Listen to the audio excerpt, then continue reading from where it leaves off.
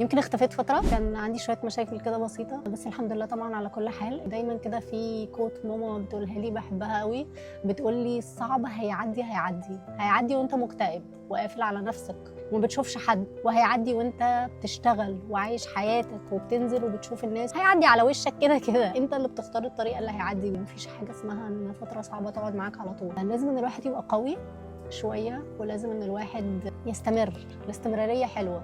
بس صدقوني يا جماعه فكره الكونتنت دي يعني حاولوا تسبورتوا اي حد بيعمل كونتنت، لان فعلا الموضوع صعب قوي ان الواحد يبقى عنده مشاكل كتير قوي ان هو يطلع يصور فيديو بالسهوله دي.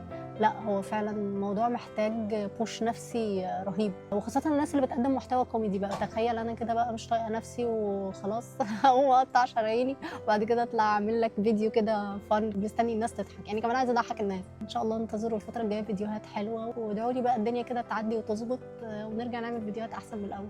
باي.